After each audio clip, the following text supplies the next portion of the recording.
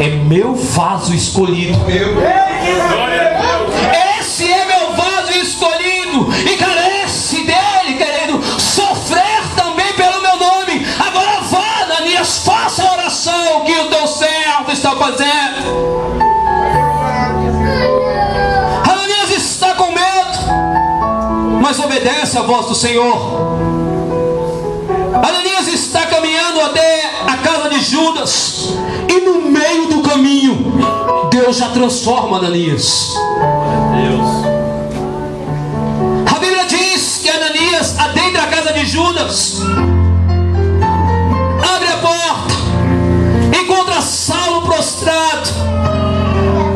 Como é que Deus transformou o coração de Ananias? Transformou aqui. Ananias sempre já vai dizer: irmão Saulo, Deus mandou eu vir até aqui. O homem já não sentia mais medo, já chamava Saulo de irmão, querido. Glória a Deus, aleluia. E como na visão que Saulo teve,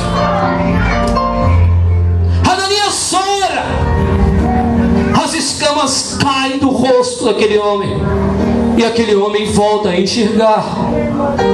E a Bíblia ainda diz: e naquele momento Saulo foi batizado.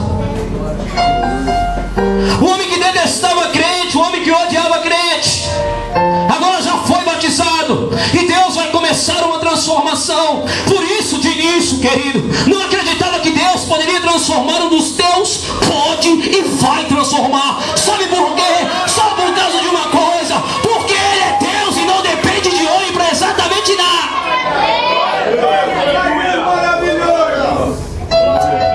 E aqui vai começar a peregrinação de Saulo, ao aceitar Jesus como o único e suficiente Salvador, a crer em Jesus. A Bíblia diz que quando os judeus sabem que Saulo agora está transformado, a Bíblia diz o que eram os seus amigos estão tentando matar a ele. Sabe o que significa, jovem? Cuidado com quem tu andas, diz o Senhor. Cuidado com quem tu andas, diz o Senhor. Há caminho que parece bom para os olhos, mas são maus, diz o Senhor. Vigiai e orai, diz o Senhor. A Bíblia diz, querido, que Saulo então vai se transformar num dos maiores missionários, um dos maiores apóstolos. A história é extensa desse homem. O homem que antes detestava crente, a Bíblia diz que agora ele vai começar a pregar por onde quer que ele passa. E a mensagem sempre de Paulo era essa: que Jesus é o Filho de Deus, que morreu na cruz pela minha e pela tua vida. Glória a Deus, aleluia. A Bíblia diz que numa das passagens de Paulo, Deus já tinha transformado ele, mudou até o nome de Saulo, passou a se chamar Paulo, quer dizer pequeno. É assim que devemos nos portar, pequeno perante o Senhor. A exaltação vem de Deus. Numa das passagens, a Bíblia diz que muitas pessoas estão aceitando ao Senhor Jesus numa cidade chamada Antioquia. A Bíblia diz que Barnabé está nessa cidade e ele vai convidar Paulo para ir lá. A Bíblia diz que muitas pessoas ali se converteram ao Senhor, e a partir daquele instante, as pessoas que seguiam a Jesus eram conhecidas como o caminho. A partir daquele instante, as pessoas que adoravam a Jesus passaram a ser chamadas de cristãos.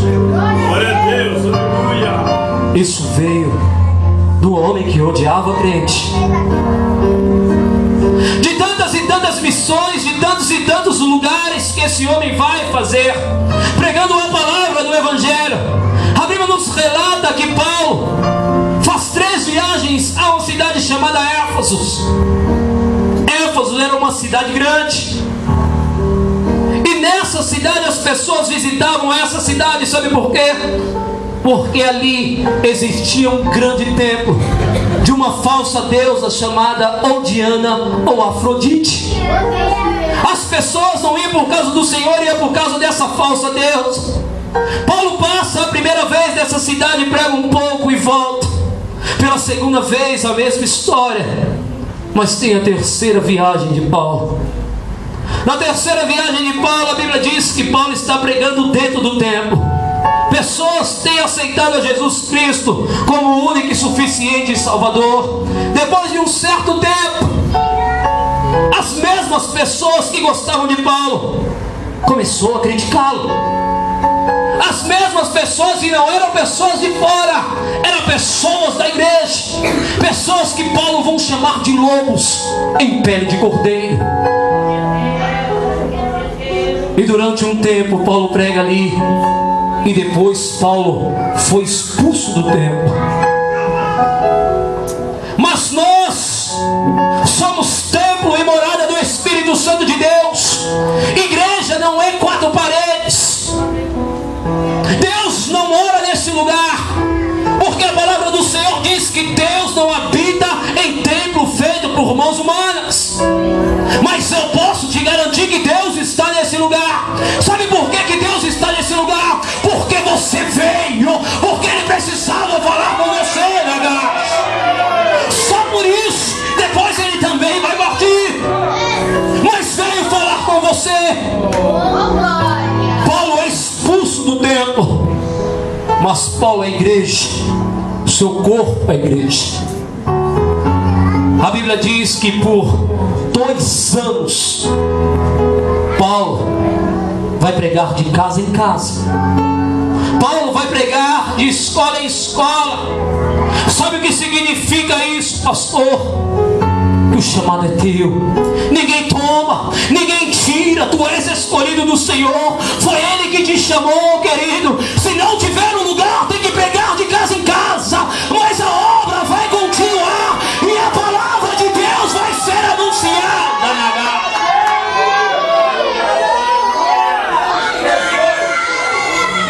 Por 2 anos esse homem está pregando fora do templo. As pessoas acham que fazer obra só é dentro de igreja. Pregar hoje aqui está uma maravilha. A maioria das pessoas se arrumaram hoje, se prepararam para um congresso. Eu só não entendo qual que é a diferença de um culto para o outro. Por que não nos preparamos assim todos os dias? Às vezes lembramos de Deus só em festa. Qual a diferença do culto de hoje para o culto que vai ter na próxima semana dessa igreja? Deus não é o mesmo? Para mim está fácil de pregar hoje aqui. A grande maioria é crente. Difícil é pregar lá fora. Ser crente lá fora que é difícil, principalmente para os jovens. Tantos pratos lançados para os jovens da igreja. Dou glórias a Deus pela vida de vocês. Mesmo na pouca força, vocês conseguiram chegar, e Deus trouxe vocês aqui. Isso é ser igreja. A Bíblia diz, querido, que o poder que está em Paulo, o poder vindo, é tão grande, que quando aquele homem estava ministrando a palavra, como eu estou aqui, as pessoas traziam lenços e Paulo enxugava o seu suor com o lenço,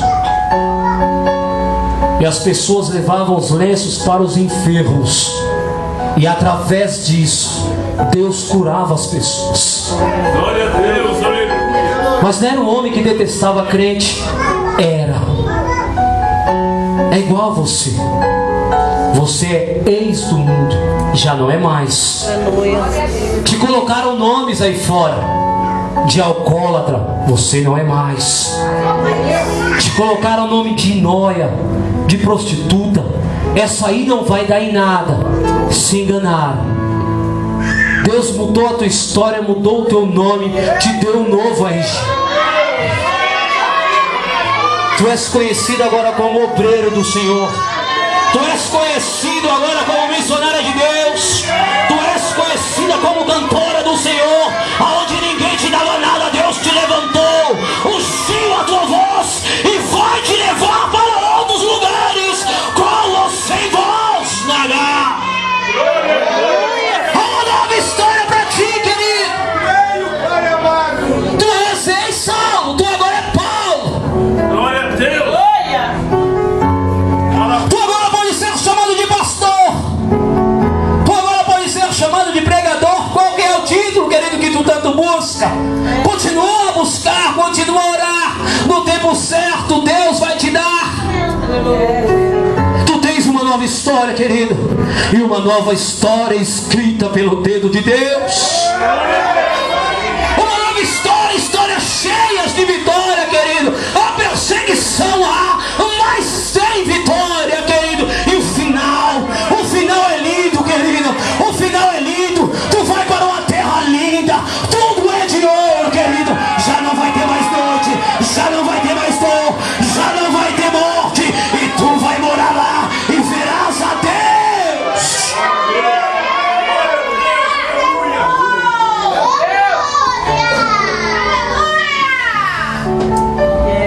E numa destas passagens, a Bíblia diz que Paulo está na cidade de Troade.